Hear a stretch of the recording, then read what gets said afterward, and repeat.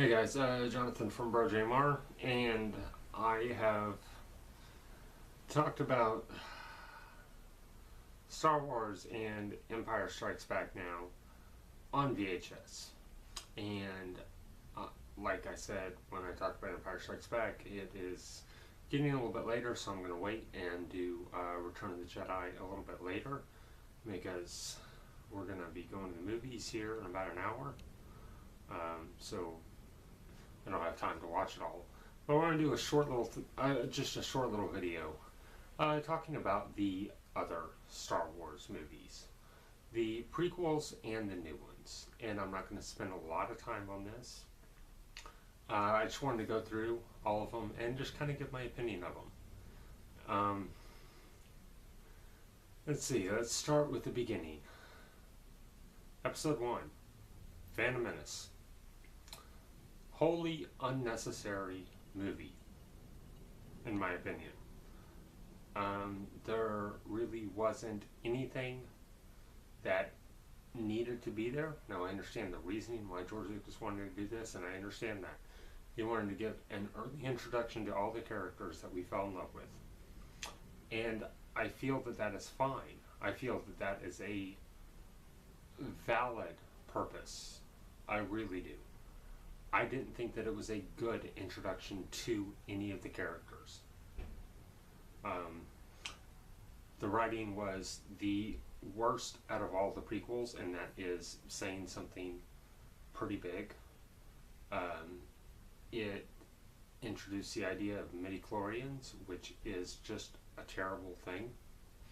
The only redeeming factor of that movie was Darth Maul, who was very, very wasted in the movies, even though I know he had a huge, huge part in the Clone Wars animated series. And he had a fantastic character arc in that one. I hope we get to see more of Darth Maul eventually, but there you go. Attack of the Clones. Attack of the Clones at least had a valid reason in the story. It was the only part of the Clone Wars story, besides character names, that we actually were curious about, because of the line in Star Wars that Luke Skywalker said to Obi-Wan, "You fought in the Clone Wars?" And everybody's wondering, what are the Clone Wars? Well, we finally got to find out. And it was a good movie. There was a lot of good stuff in it. It introduced us to Boba Fett, okay, confession time. Boba Fett is a terrible character. I'm sorry. He's terrible. He's a terrible bounty hunter. He is just awful at his job, and he just sucks. That's all there is to it. More importantly, it introduced us to his dad, Jango Fett, and Jango Fett was a badass. Jango Fett is what Boba Fett should have been. But anyway, I digest. Clone Wars is good. Could have been better, but it's good. It gave us a lot of Obi-Wan Kenobi, and that's one of the few really positive points about the prequels, is Ewan McGregor as Obi-Wan Kenobi, young Obi-Wan. He knocks it out of the park. He does great. He does fantastic in his role. Finally, we get to Revenge of the Sith, which is the best out of the prequels. It is the story that needed to be told. How we go from Anakin Skywalker, who is a powerful Jedi on his own and who is a good guy, gets turned to the dark side. We finally get to see that transition happen, and it really is great. The entire movie is built with tension between him and Obi-Wan, tension between him and the Jedi Council, and the payoff, that lightsaber battle on Mustafar, is fantastic. So they finally did something right with the prequels in that one. It's very good. It should be a required part of the viewing of the Star Wars lore. And then, of course, we got the original trilogy, which I will talk about. But we're going to jump past that. And The Force Awakens, which is the newest one, episode 7. I love The Force Awakens. I really do. Now, a lot of people have complained that it is very similar to the original Star Wars. And in a lot of ways it is, but I think that it's okay, because what episode 7 is supposed to be a reintroduction of the idea of Star Wars for a new generation. And in that sense, they do very, very well. A younger person who is force sensitive, which this is the first time that we've had the idea of force sensitive and what that really means.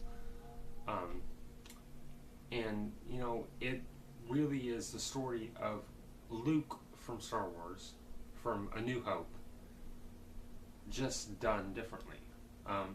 But I think that those small changes that they made were important. For instance, having her companion, instead of being, a scoundrel, smuggler, be a former stormtrooper. I thought that was important. I think there was a lot of good things in it. I think the relationships built between the characters were very good, especially the three main characters, Finn, Rey, and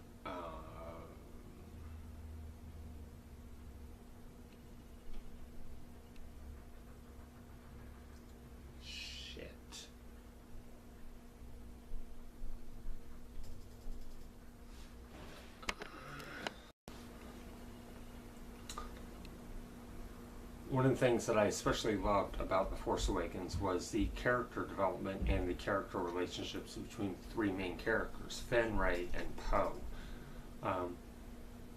Finn and Rey had this really great interaction where they didn't trust each other, but they learned to trust each other very, very quickly because they were being attacked, and they find out that they're somewhat on the same quest and all this stuff, and Rey agrees to help him just simply for the fact that she is trying to get done what she needs to get done in order to get back to where she needs to go. And then Finn and Poe just have the best little bromance in the history, possibly the history of movies in general. I love it. Even though I know that it's not going to be, but I would take an entire Star Wars movie that is just Finn and Poe going on a road trip, or quote-unquote road trip, just hopping in the starship and just going somewhere. Anywhere. Doesn't matter. They're going on vacation. Who cares? I don't care. I just want the two of them just going on a trip together, because their dialogue was so great. Kylo Ren was I thought a very good villain. A lot of people thought that he was this selfish and antagonistic emo wannabe Darth Vader, and I didn't feel that it was quite that. I felt that this is a guy that really wants to try to live up to a family name, but he's so angry that he's lashing out instead of using his brain to do it. And I think a big part of this is because he was in training when he was younger, and he left that training, so he didn't get to finish any sort of training. He didn't get any discipline. He's taking the advice of somebody who's older and more powerful and more evil than he is, in Snoke. And we don't know who that is yet. God, that's one of the biggest mysteries, and I'm dying to find that out. He's taking this advice from these people that are older and wiser, but yet more evil than he is. He has all of this power built inside of him, built up, but he doesn't have any way to really express it besides lashing out. And I think that that's his fatal character flaw, and I think that's why he works as a character. He's a younger antagonist. He's not Darth Vader. And a lot of people, that was their complaint, was that, oh, he's not Darth Vader. I'm like, yeah, that's a good thing, that he's not Darth Vader. He's younger. He is a wannabe Darth Vader that has a high level of force power, but doesn't have the control to use it in the way that Vader did. And so I think it works. I think that I think that he's going to have a decent character arc over the next couple of movies, and I'm looking forward to it. Finally, we have the newest one, Star Wars Rogue One, which is also, a lot of people refer to it as Star Wars 3.5. And I think that's a good analogy. You know, it takes place a week before A New Hope begins. And it is the story of how the rebels got the Death Star plans. And I think that it's a really well put together story that pays a lot of very powerful homage to the original Star Wars without trying to overshadow it. I felt in a lot of sense it maybe wasn't quite as good as The Force Awakens, but it had a more interesting story in the sense that it had a story that tied into what we already knew. It played heavily on nostalgia instead of something a little bit more original. And in that sense, it succeeded. And the last 15 minutes of that movie are some of the best that I've seen in quite a while. It was so great. That final battle where they're fighting to get the plans sent, and then that final, where that movie wrapped up and tied into the beginning of Star Wars A New Hope, was just amazing. It blew my mind when I was in the theater watching it. It really did. So yeah, Rogue One is great. It really is. It makes a worthy prequel to the original trilogy, even though it's a sequel of the prequels, because I guess just because Disney feels that they can do whatever they want, and so they felt it necessary to make this movie, and for that I thank them, because it's fantastic. It really is. Plus, it has the distinction of having Mads Mikkelsen in it, who is awesome. But yeah, so those are my thoughts on the other Star Wars movies. And I'm going to get around to watching Return of the Jedi whenever we get back home from seeing Guardians of the Galaxy. So, thanks.